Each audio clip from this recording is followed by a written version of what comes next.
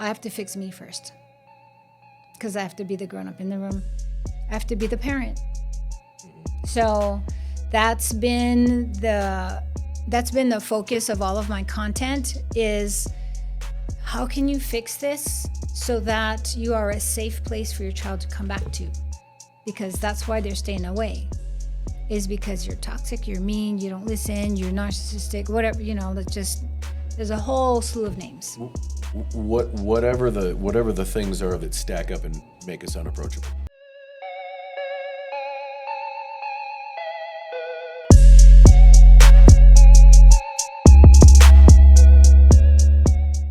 All right, Deadbeat Nation, grab your coffee, your whiskey, or whatever legally questionable coping mechanism got you through your last co-parenting discussion.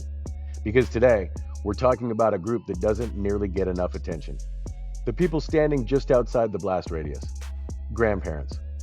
Yeah, the ones who raised the parents, who now sit on the sidelines, watching their grandkids get pulled into chaos like it's some sort of an emotional tug-of-war sponsored by Family Court. And here's the part no one wants to say out loud. Sometimes they lose access too. Not because they did anything wrong, but because when alienation hits, it just doesn't take out one relationship. It can wipe out an entire branch of a family tree. And that's where today's guest comes in. Annie Kamai, the voice between grandparent alienation, is stepping into a space most people don't even realize exists until it's too late. She's working with grandparents who are dealing with something that feels almost impossible to explain.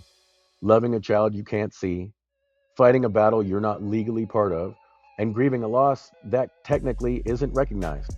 So yeah, today's episode might hit a little different.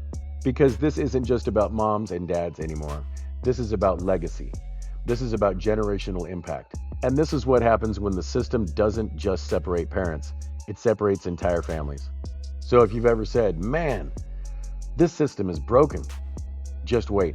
You might realize it's more broken than you thought. Before we jump into it, do us a favor. If you believe conversations like this need to be heard, hit that subscribe button on our YouTube channel. Give this video a like so it actually gets shown to real people. And most importantly, share this episode with someone who needs to hear it. Because chances are, you know someone living this, even if they've never said it out loud.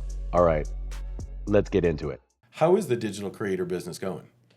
Are you cranking with that? What are you cranking with most? Is it SEO? Grandparent alienation? Oh, yeah, alienation? Is it digital creation? Simply Local Digital is my company name. All right. And that's my bread and butter. So I cannot take my eye off the ball. Yep. And so I try as much as tempting as it might be. I try to put all of my focus during the day on my digital business. Mm-hmm. And then like towards the evening or on the weekends. On the weekends, it's all about grand alienation. That's 100%. So that's what today's topic is really about. Grandparents being alienated from families in situations. And there's all kinds of ways that happen. I guess, well, let me turn the mic over to you. How did it start for you? What got you thinking about? For my marketing journey with my grand alienation, or with my personal alienation sitch? I guess both. I want to turn the mic over to you. You just tell your whole story as you want to tell it. Okay, as I want to tell it, there's some pause, because my daughter knows what I do for a living. She used to work for me. Mm-hmm. And she knows that I am not a stranger to a camera. She knows that I am not a stranger to, posting on social media. So I know she's following me. So I'm very careful about what I say, because I don't want to do anything to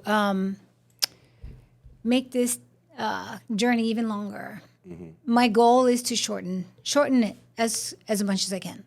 So what I tell my audience is that what happened to us is called entanglement, because she worked for me and I was there helping her with her baby every day, and we socialized together. We went out to dinner. We did everything together, which in a normal situation is lovely. You hang out with your daughter all the time, but didn't turn out that way. And apparently I was a little bit too much. And because I know I can be a lot, I'm a driven woman. So Now, by a lot, you mean in family life, in work life, grandma specifically? What do you there mean? were a no lot? lines between mom, grandma, and boss. It was just all a shit soup of people. All right. That's what I call it. So that's what that was, and I call it a catalyst. And all of these terms I kind of came up on my own. The catalyst is the thing that your kid says, "Okay, I'm done. I don't want to talk to you no more. I'm done." So the catalyst was the entanglement, was us being together all the time. But it could have been coming for years. And so it was just too much for her. I was just too much. We were together too much. And it was not by my behest that I was there every day. I was at her house every day, lived with her for 2 months, worked there. And then I was there in the evening to feed my grandson. So all of that. So that is what kicked it off. But she came up with a whole list of offenses, of things that I've done over the years. And, as we go along, I'll tell you more about that, because in order to keep the estrangement going, they have to dig deeper into their little bag of tricks to look for other reasons to not talk to you. So that's my story. And what we're talking about, folks, is you had a relationship with, obviously daughter, but your grandson. Very, very close, almost every day. A lot of just the normal daily habits, like you say, that 24-hour day really got going there for about 2 years. Yeah. And then all of a sudden, something happens, that daily relationship is severed with the youngster. How old is your grandson now? He is going to be 5 in May. And for 1 whole year after she cut me off, I was still able to see my grandson. I wasn't allowed to go in the house. So I would drive up to the house. My son-in-law would bring him out. I would take him for the weekend or a day or two and then bring him back. We did that for a whole year. And then at some point, I don't know what happened, she decided that she didn't want me to do that anymore. So he cut me off. He said, "I'm sorry it has to be this way, but I have to respect my wife's wishes." And so it's been 2.5 years that I talked to my daughter. It's been a year and a half for my grandson. He was 3.5 the last time I saw him. And when's the last contact with your daughter? 2.5 years ago, when she said, basically, "F you, I don't want to see your effing face ever again." That was the last time I heard her voice. That was the last thing I heard. That's tough. That's Yeah. hard to hear. Yeah. And then, I got a string of text messages of a list of all the things that I have to. The justifications for the Yeah. decisions, justifications for the separation. But this is my particular case. And so for a year after that, I was kind of like thinking she'll cool down. And, I would still text her. I'm thinking she'll cool off. I'll leave her alone for a little while. So I left her alone. And a few months after that, I left her alone for 6 months. My son-in-law said, "I don't see you doing anything to fix this." And I was like, "Oh, I didn't realize it was my responsibility to fix something that she ended." And then when I was completely cut off from my grandson, then I said, "That's it. Knives are out, and I'm gonna go online." Because at first I wanted to start posting, but I never posted anything about it. I was very coy about because there's shame that comes along with it. Like, Oh yeah. who what kind of monster am I that my child hates me? So I didn't say anything to anybody, just messaged people privately. Only a few close friends knew. My family knew.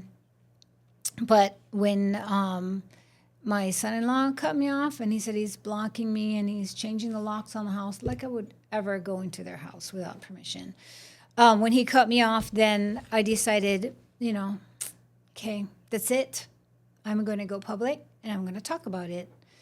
And that in itself was a journey. And you had said earlier that you noticed a little shift. So fairly recently, 6 months. yeah, Ish. yeah, yeah. So that you go through these stages of grief, and it's very similar to when somebody dies because it's the death of a relationship. And first there's bewilderment, confusion, then sadness, like I'm sure you understand the sadness. And then anger, and then acceptance. But the acceptance part, I think that's where you saw the shift. The acceptance was not accepting that this is my destiny, but accepting the fact that there are things that I can do to kind of fix this. And it starts with me. I have to fix me first, because I have to be the grown-up in the room. I have to be the parent.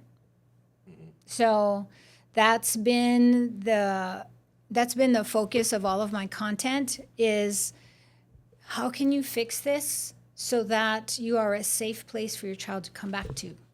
Because that's why they're staying away, is because you're toxic, you're mean, you don't listen, you're narcissistic, whatever, there's a whole slew of names. Whatever the things are that stack up and make us unapproachable, make the alienated individual unapproachable. Correct. We don't think we deserved it. We can fight and tell stories all day long, but it's weird. It's weird to grasp that fact. Like, okay, we can tell all these stories, and it seems like we can.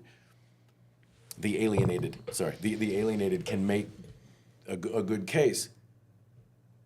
Has very little to do with the resolution, doesn't it? It has very little to do with moving on in the future and resolving any kind of issues.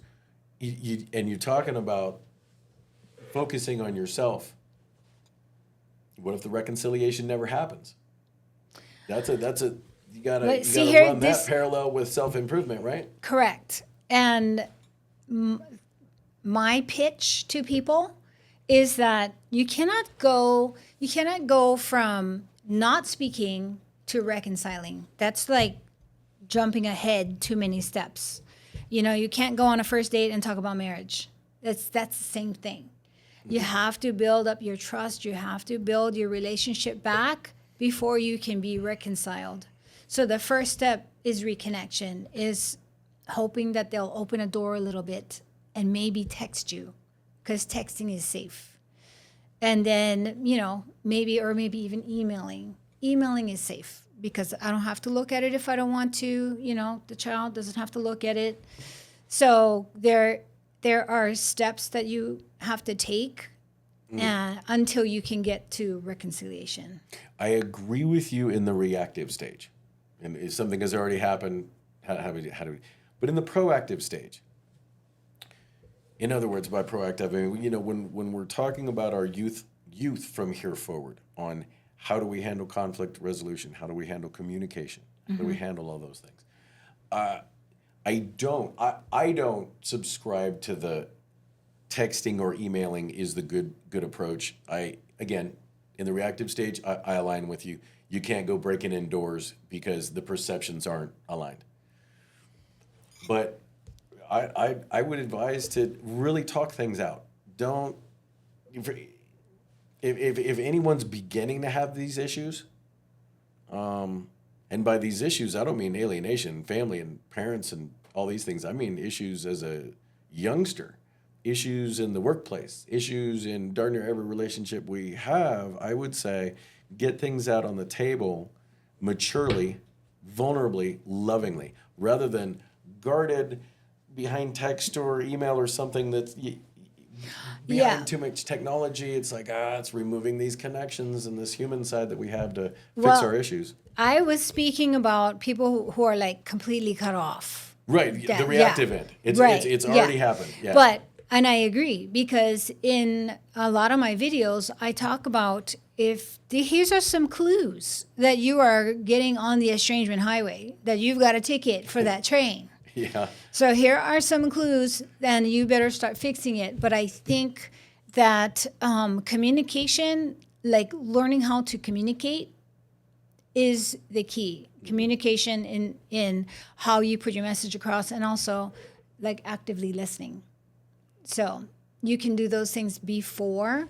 If you have an idea that your kid may be getting ready to cut you off, there are signs that they become. First is low contact. There's low contact, then there's no contact. If you are experiencing low contact, you need to, figure out how you can approach that so that you can fix it before it gets to that point. But even speaking to what you were saying is from when they're kids, learning how to communicate, and because like for our generation, we're just like we don't say stuff. When there's a problem, you just like keep it all inside. You don't. Yeah. You know.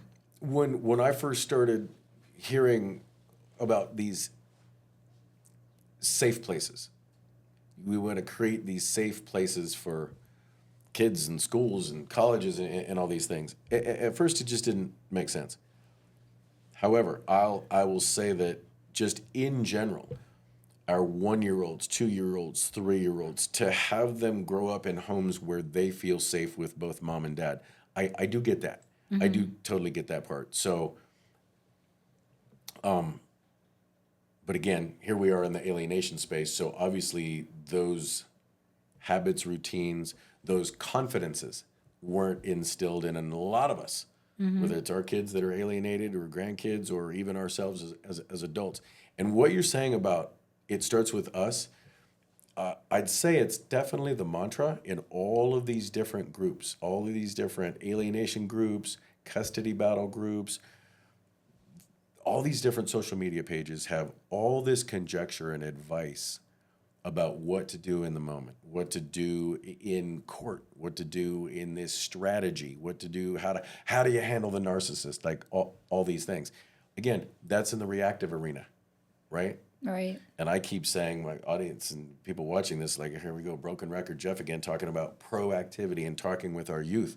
But I think this conversation that we're having is just that, a bunch of conversations that should fall back into our youth and have these stories listened to and stuff like that. Yeah.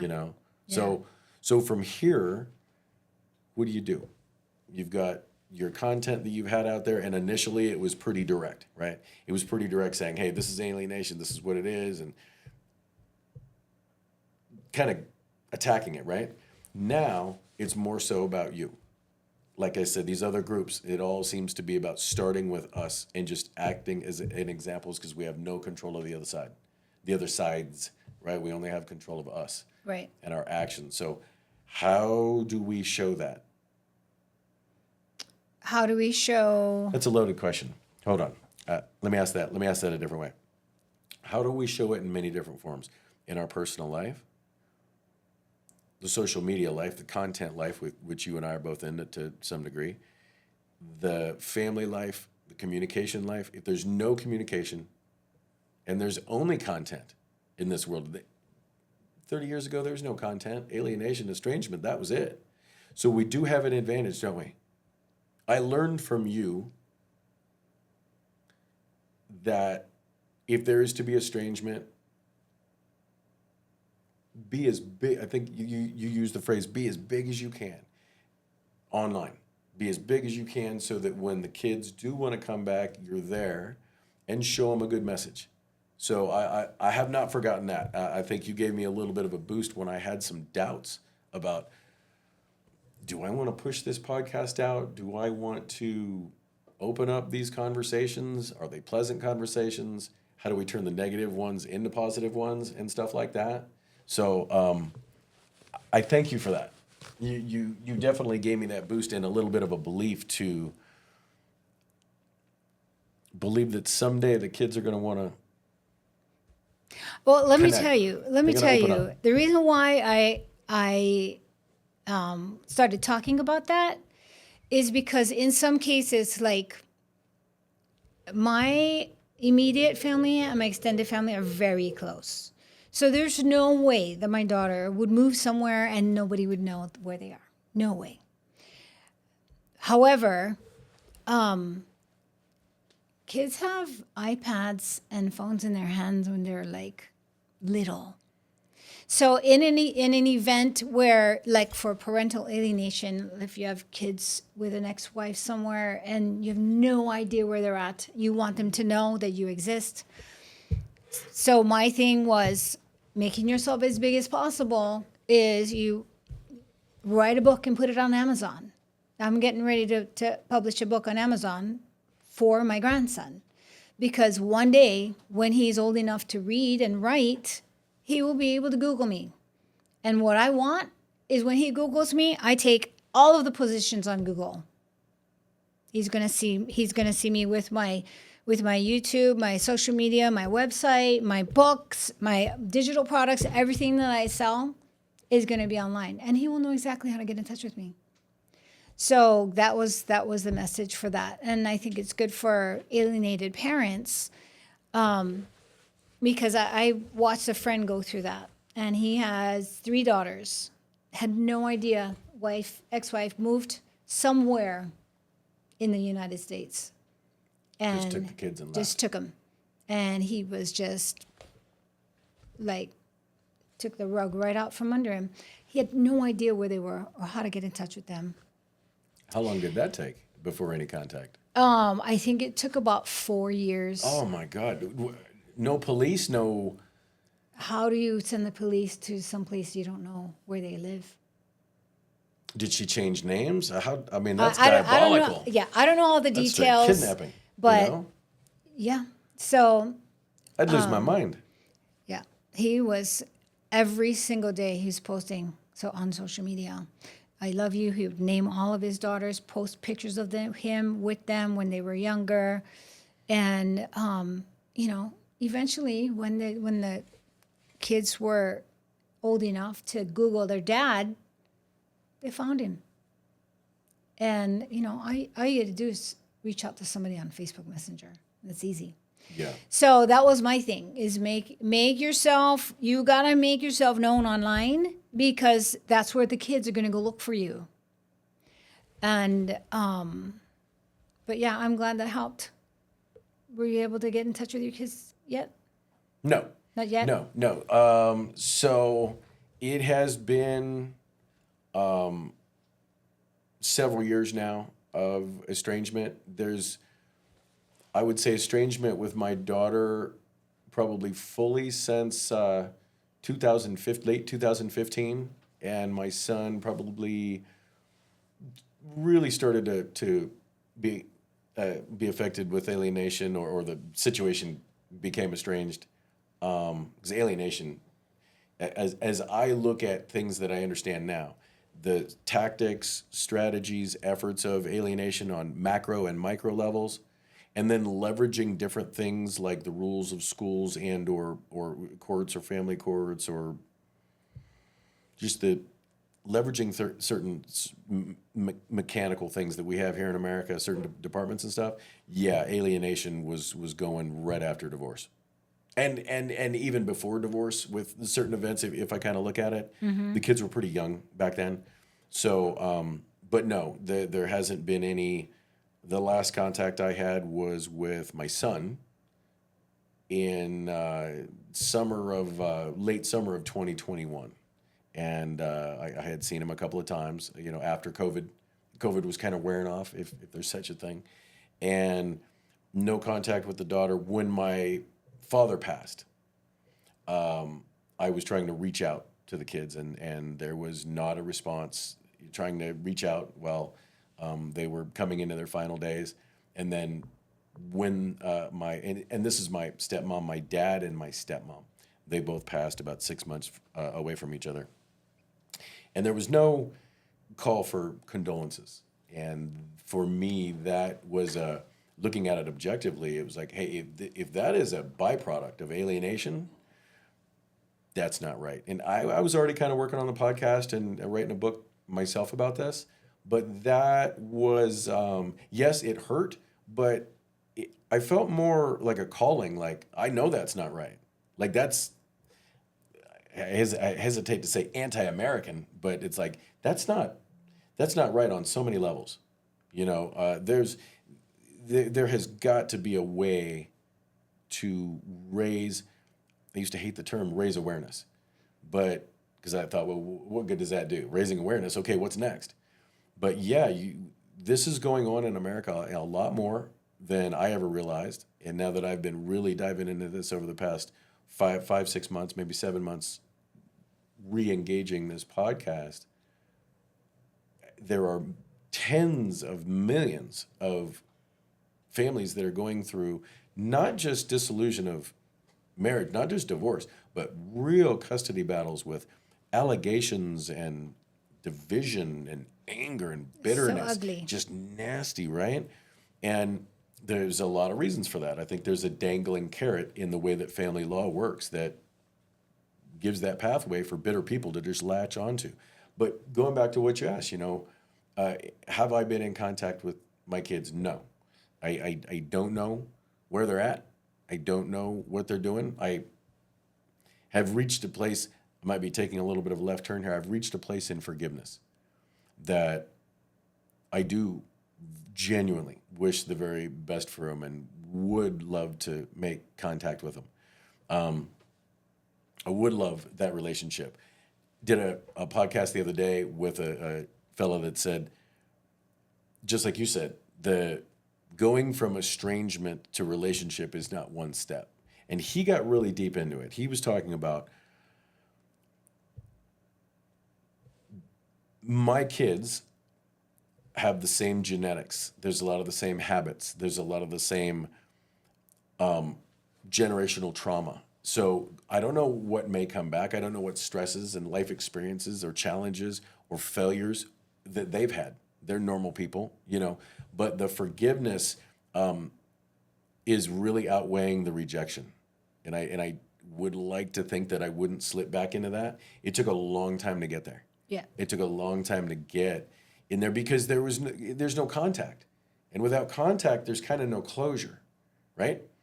And somewhere along the way in conversations that I've had over the past couple of years with folks talking about alienation is that, and I have to be careful saying this, I'm not a trained professional therapist or a psychologist or study myself, but I can relate to this comment. Solitary confinement. Solitary confinement in a lot of prisons, I guess, has been, I don't know if the term is outlawed because it's cruel and unusual punishment or something like that. And maybe someone can comment and kind of perfect that statement for me. But when you have only nothing to do but dwell in your own mind, I'm a dweller. Some people don't dwell. Some people don't give a damn, and I've had that thought. Why couldn't I be that guy and not give a damn? But I do, and a lot. And you grind on your own failures. You grind on blaming. You grind on everything all at once. And then you don't have a way to communicate. Even if you go to therapy, you're just kind of telling your story. There's still this disconnection that it does not allow you to fire off. Your neurons aren't firing off correctly because that connection's not there, right? So you just, for me, it kept grinding down and dwelling. And along with that, down was the self-esteem and the belief and the confidence. And that rolls into all kinds of stuff. It rolls into your social life, other social life, rolls into professional, rolls into athletics. I'll even say you're going out to play softball with your buddies on a, beer league Wednesday night. You're going out there to have a good time. You flub up a play and you get really mad at yourself. Well, that's because something else is going on under your skin. It wasn't the play. We're not out there pros. We're out there trying to do the best we can, in our older ages and stuff. So reconciliation is scary now. The thought of reconciliation, I believe, it is terrifying because do I want to reconcile with insult and rejection? That's a also that's got to be a bad way to look at it. That's a very doubtful, pessimistic way to look at it, but it's kind of the way that things have been conditioned. The way that I look at it and the journey that I'm on and I want to encourage other people to be on is that reconciliation. And this is the reason why the kids are doing what they're doing.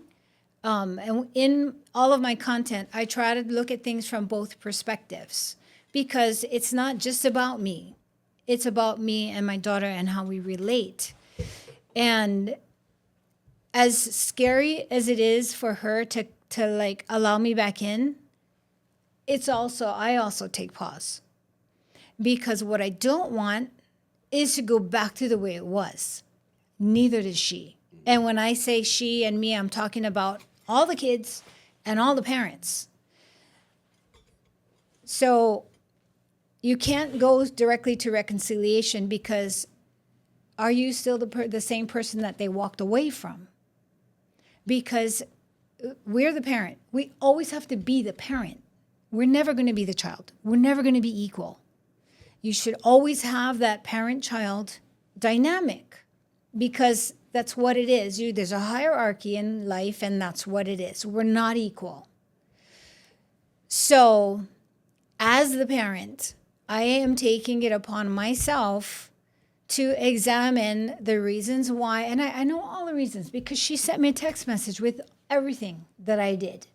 I still have the text message. I am not going to ever erase it. In fact, I took screenshots so that I can save it in my photos. You probably could delete it. It's probably seared into your brain. Yeah, I know everything that I did. Yeah. And I need, as the parent, I have to take the lead in making sure that I am a safe space, a safe pillow for her to land on. And you can't go from, you can't reconcile and go right back into the same situation. I see a lot of, I don't think you can reconcile yourself either. Like you say, you got to get yourself right, forgive yourself first, and then start forgiving. So Yeah. go on. But reconciliation is sometimes it's just with one person, yourself. well, yeah, you've got to reconcile what you did and how you're going to fix it. And I, of course, consume a lot of content. And I just started a TikTok account, and I've been on it since December. And so, ergo... How many followers you got? 2,000. No, hey, we got to take notes. So you got to engage, that's why. And people will engage with people who engage with them. So that's just a tip. You can edit that out if you want to. We're going to turn this into a content subscription increasing podcast. Ready?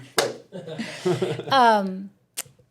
Yeah, so I'm on TikTok, and every single platform has a different kind of temperature when it comes to parental alienation, adult child parent alienation. That's the space that I'm operating in. Yours is a little different, but it's all the same. Alienation is the behavior, but when I talk about the behaviors in my space, it's about the parent with the adult child, and the relation between the two. And there are all kinds. There are so many nuances, and there are like children who are just very toxic, and children who are dangerous, who are thieves and druggies. Then you've got the entitled ones. And then you've got the ones that are like emotionally just raw and damaged. So you've got all kinds of different scenarios. So, and I see them all. But when I look at other creators in my space in the same genre, read the comments. If you don't read comments, you're missing out on rich content. Yes. Yeah. And sentiment. And you catch sentiment from, I think, I can see the sentiment from one page to another. Mm-hmm. And there's one in particular, I won't, again, narc it out here on the show, but it is vile. It is vile bitter. The person that puts the posts out, the host of the page, whatever, it's all the same. It's kind of a one color background, one color font, and it's always text. That's it, just text, text, text. And all of the texts aren't necessarily polarizing, but instead of, and the post could be something totally positive, supportive, a win instead of a loss. You don't get too far down the comments and bam, bam, bam, bam, bam, bam, bam. Oh, Man. it's like you said, it's vile. So the courts aren't the problems. Lawyers aren't the problems. Entertainment's not helping. All these things. Social media is not. That's not the fault, is it? Like evil's evil. We know it's evil, but it's us. Yeah. So I look at, and I can understand how the kids can kind of go down this rabbit hole of mental illness. Because when I read the comments on some of these women who are, and I can see the different stage of grief that they're in. And the ones that are just really, really vile, they're in the angry stage. And when you read the comments, I'm a positive person. And I always tend to lean on possibility, hope, opportunity, as opposed to woe is me and victim and all of that. But when I read the comments on these people's posts, I can literally feel in my chest the spiral. Like, then I start thinking doubt and woe is me and victim. And I start becoming that what I'm reading. So my point in that is, yes, it's social media. Yes, it's therapists. Therapists, that's a whole nother conversation for a whole nother podcast. But the therapists are encouraging people, kids, to cut off the parents to maintain their mental well-being. So in other words, just don't deal with it and your mental well-being will be fine. But if they are on social media and Misery Loves Company, and they're looking for people that they can resonate with. So social media is feeding the fire of this estrangement trend. And I'm going to call it a trend. I don't care what anybody else says. It's a trend. Because when I first started on this journey, it was 1 out of 7 grandparents cannot see their kids. Now it's 25%. 25% of parents are not talking to their kids, or vice versa. Yeah. Yeah. It's so you cannot tell me it's not a trend. How could it have escalated so quickly in a year, 2 years? Because there's something fueling the fire. And social media is not helping. I couldn't agree with you more. I think there's probably a lot of mechanisms that are pulling away from parents' rights. I think there's a lot of mechanisms pulling away, unrelated mechanisms, some that you can't touch, some that you can. Some of it's entertainment, some of it's policy like government, some of it's education. But it's just in general, it's a lack of promotion for the American family. Oh yeah, 100%. You know, all these little different macro and micro issues are pulling away. It's you. I've said a few times, if you're on Facebook, someone asks you for a plumber, says, "Hey," whatever their friends list is.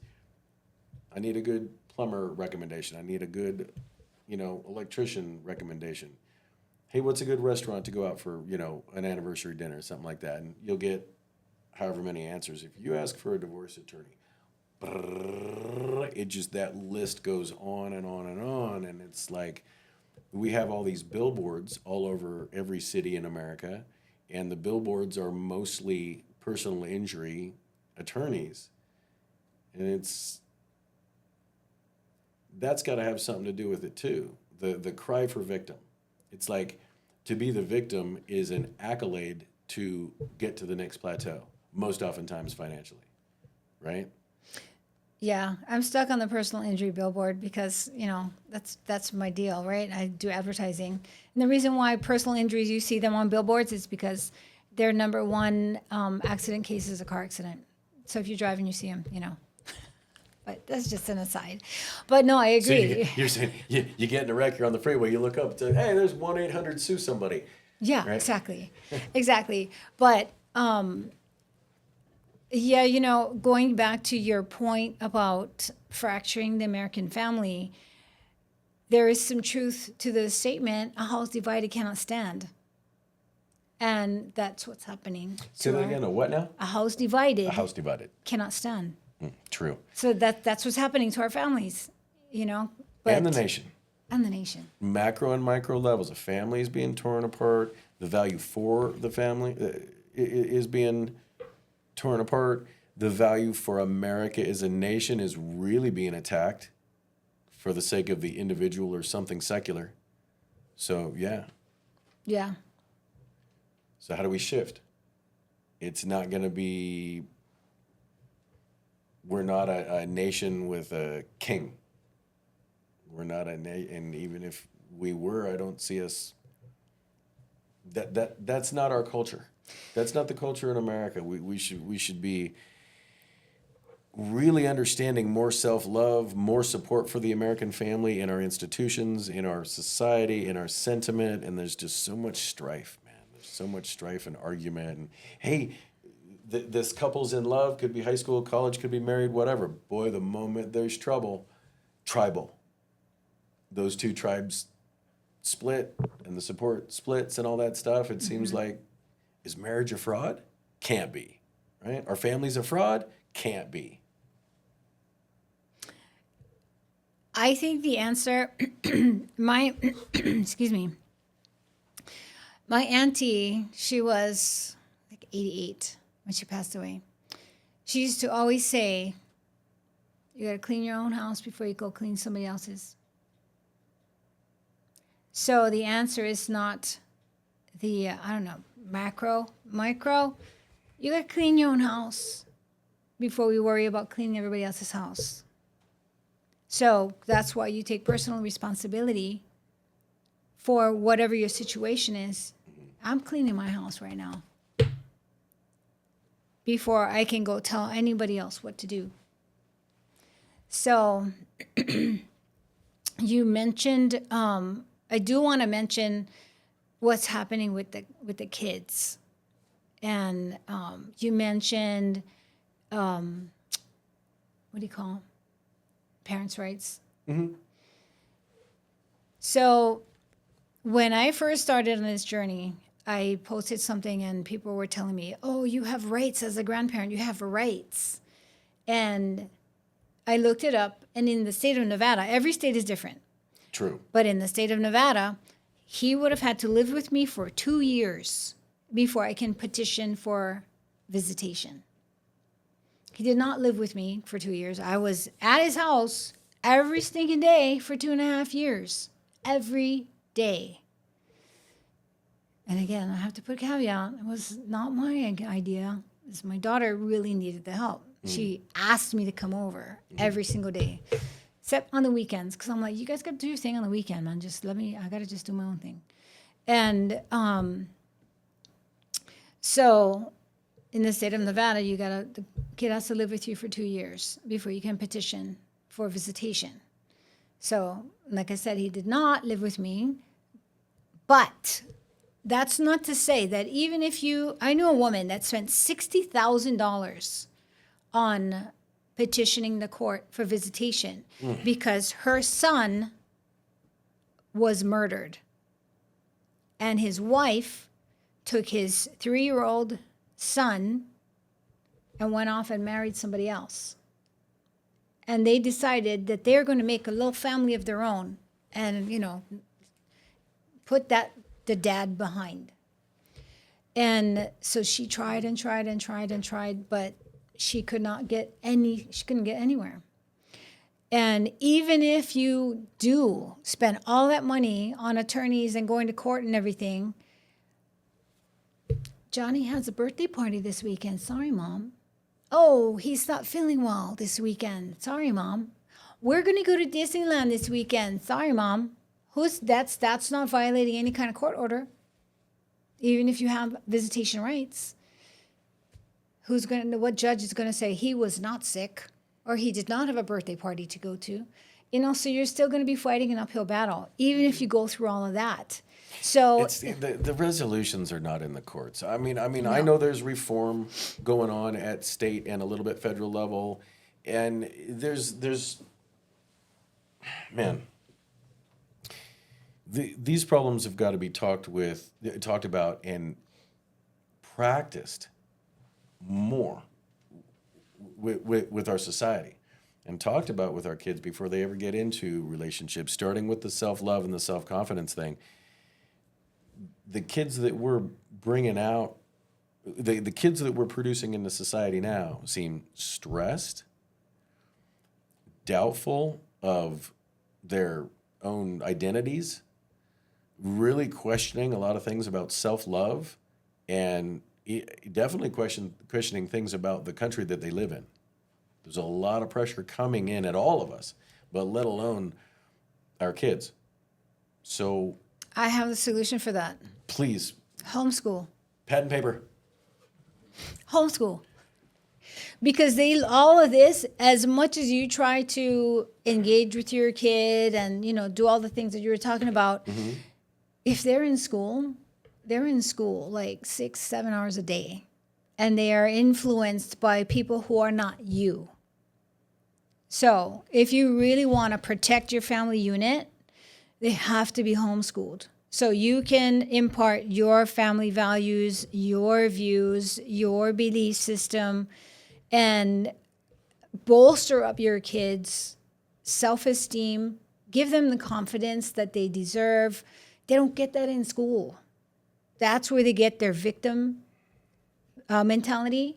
That's where they get their entitlement mentality. I was just watching a YouTube video this morning, in fact. It was a teacher, and he was going through his emails, and parents were emailing him saying that, oh, you scolded my son in front of the class and he felt singled out. So what are you going to do about that? You hurt his feelings. And then another one was like, you gave my daughter a C and I pay taxes, and so I pay your salary. Tell me why she doesn't deserve an A. It's stuff like that. And these parents now are the same parents that are alienating their parents. So that the whole generation, the millennial generation, is that they're the one in between their kids and the parents. So they're putting a whole block on relationship between the parents and the kids, and they're also teaching their children to be entitled, to be weak, to be soft, rude, Yeah. not think for themselves. No reverence. None. And it's being bolstered in the classroom. So if you really want to uphold your own family values, they got to be homeschooled. Are these trends like you were talking about?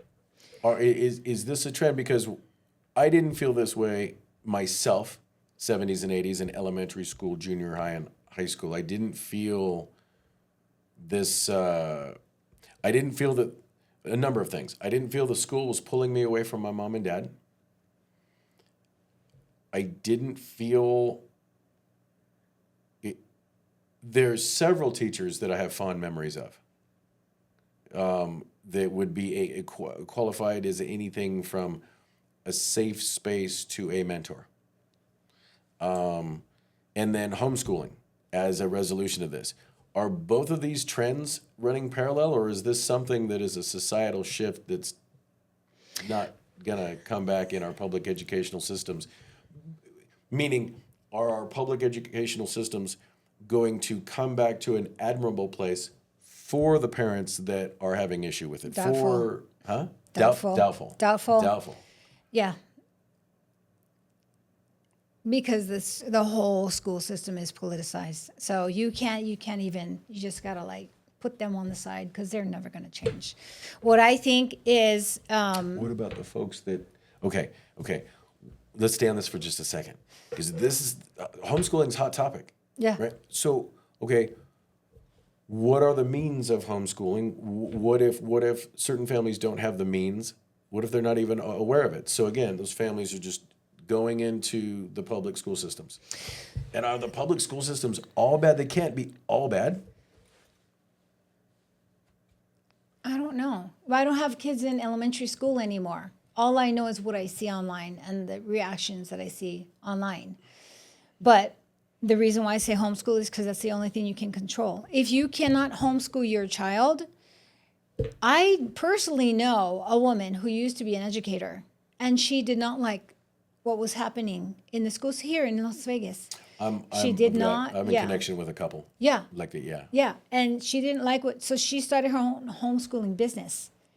And just a few close friends, I don't know, she has like maybe 6 or 8 kids from different grades, and she has an office and they go every day and they adore her.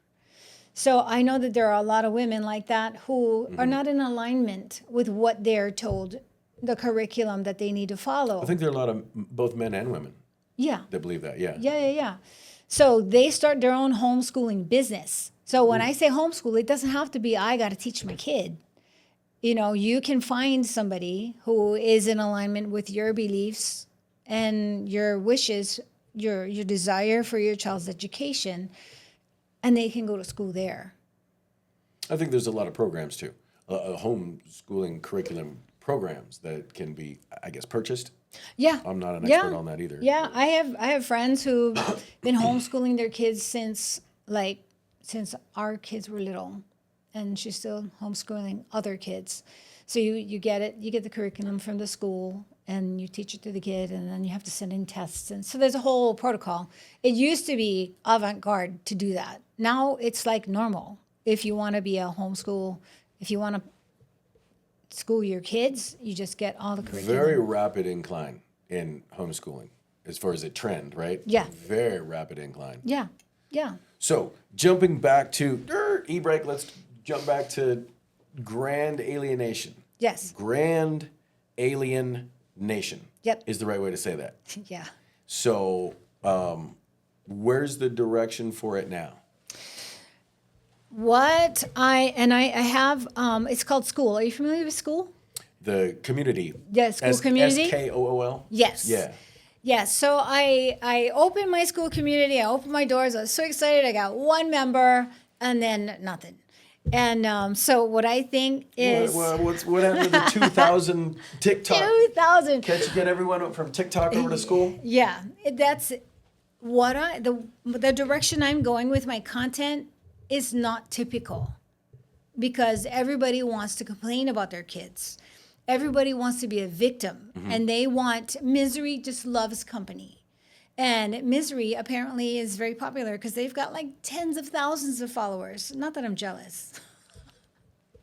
But my direction is not, it's doesn't resonate with a lot of people, because they don't really know about it yet. So, and I get a lot of comments in my YouTube videos, and people are saying, nobody else is talking about this. Nobody else is talking about reconnection. And so that's where I'm going with my channel. And I'm changing my school community into a mastermind, because it's not someplace where people are going to come to learn, but where people come to share and grow and support one another. And so that's where I'm going with that.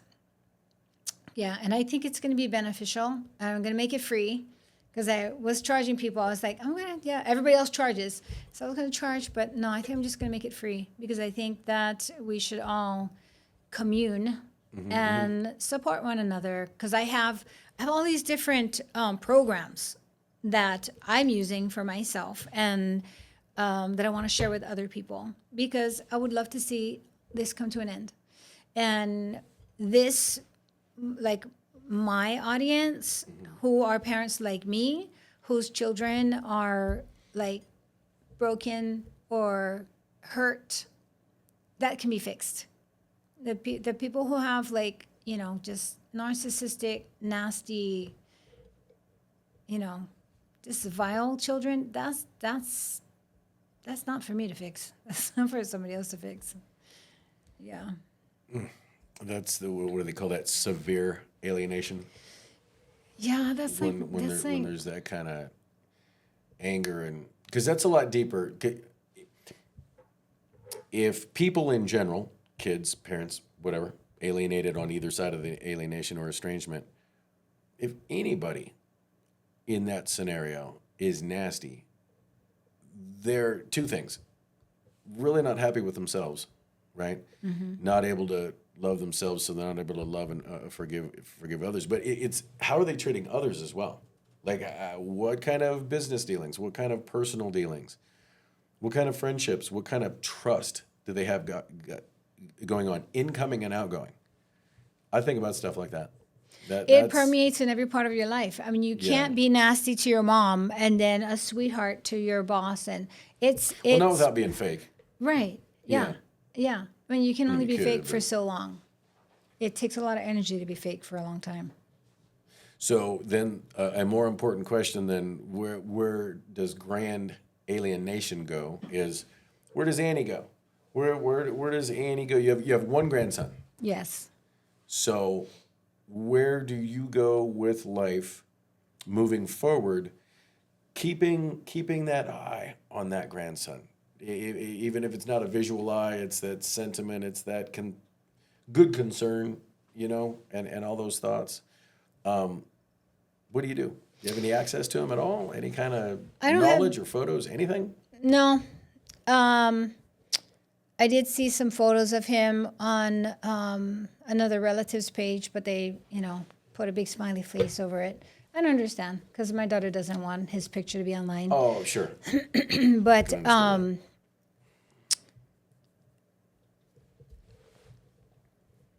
where I go with this is I always hold my daughter in the highest light, always, because I'm a very spiritual person. I already told you I'm Native Hawaiian, and we believe that we communicate with our family members, mentally, spiritually connected.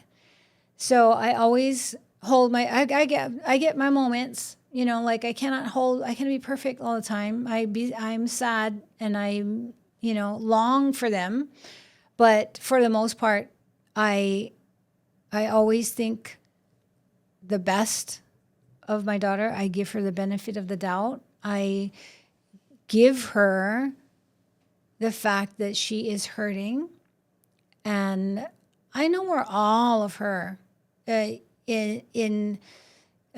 insecurities come from. And I don't want to say they're not from me, but I didn't help in it. Mm-hmm. And so because I believe that they're coming back, and I have a feeling that it's going to be soon. I go to sleep thinking about them. I dream about them. And I think about them, throughout the day. I don't want to say all day because it'd be obsessive. But that's where I'm going. Because if I always hold her in the highest of light, then it helps me to prepare myself for when she's ready to reach out. And I want to be that person that she can depend on for support and care and compassion and understanding.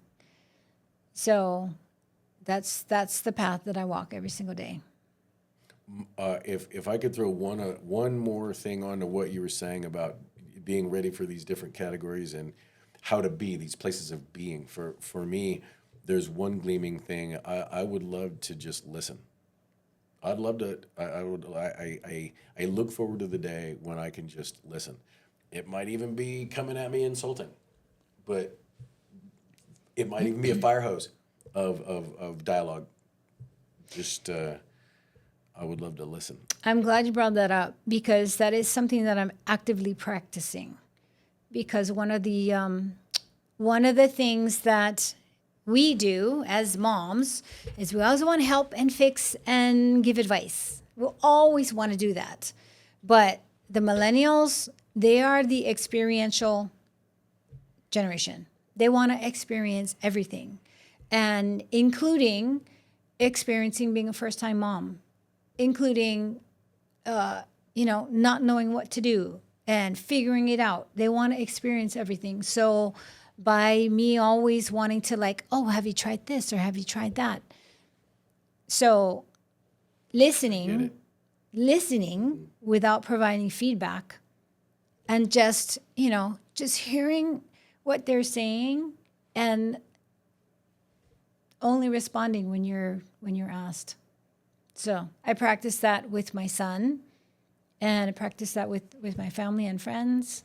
And my son is very good. He's like, Mom, you're entering a realm of Sonny Boy already knows that.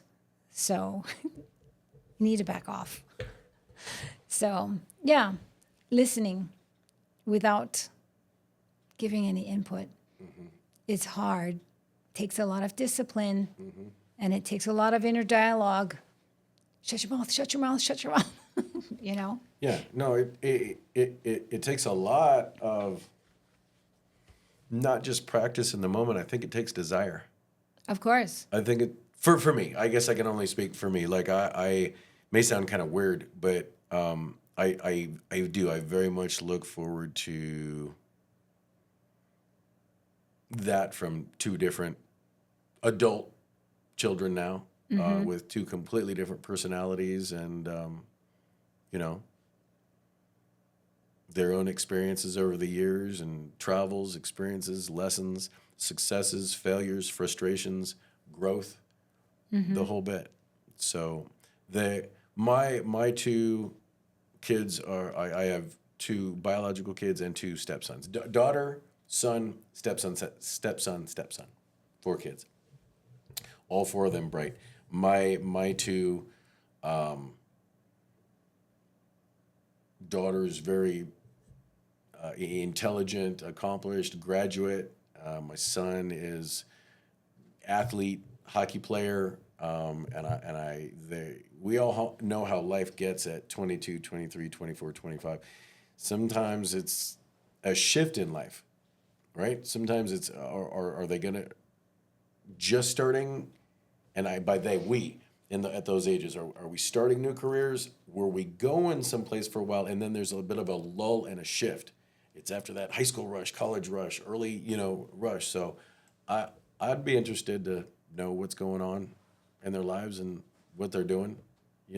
It's taken a while to get there. It's taken a while to get there without feeling just totally rejected, totally low, totally worthless.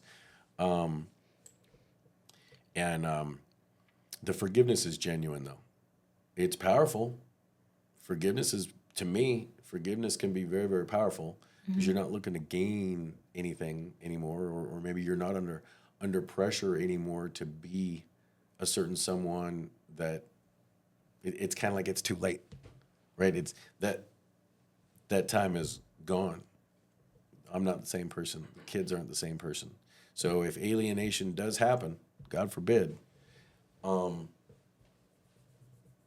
steady up, folks. If alienation got the best of you or your family or whatever, steady up, be patient, take time. It's going to take a while to put it back together. And I don't know if there's a whole lot of reason to wait around for it. That's probably a bad idea. Waiting around for it. You got to go be you. You got to work on you and maybe create a self that's worthy for those alienated kids or grandkids to come back to. Yep. You know what I mean? Yeah. You don't want to have that boomerang effect where they leave and they come back, they leave and they come back, they leave and they come back. No. That's not a good place to be either. No, it's not. It's definitely not, man. So, well, Annie, I really appreciate you coming down. I know we've been talking about putting this together for long time. a while between schedules and all that stuff, and I know that we will continue on talking about this stuff. I'm going to put some links in the comments for the show to make sure folks can reach out to you and talk and connect and all that stuff. Sounds good. All right. Thanks for the opportunity. It was fun. Very fun. Well, yeah. I know we'll do it again. We'll do it again. Yeah. Yeah? Yeah. All right, everybody. Thanks for watching. I know we'll see you again real soon. Take care.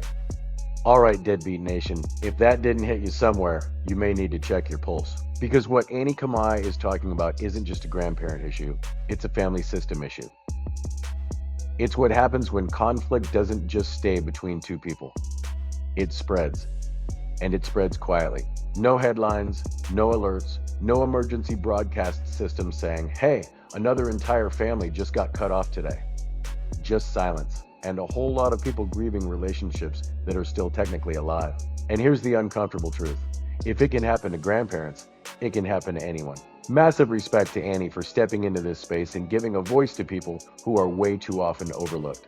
Because let's be real, grandparents aren't supposed to be fighting for access to their grandkids. They're supposed to be spoiling them, teaching them the things that their parents don't have the patience for yet, and quietly handing them candy when no one's looking.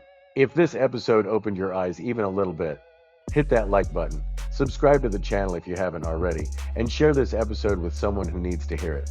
Because awareness is step one, but conversations like this, that's where things start to change.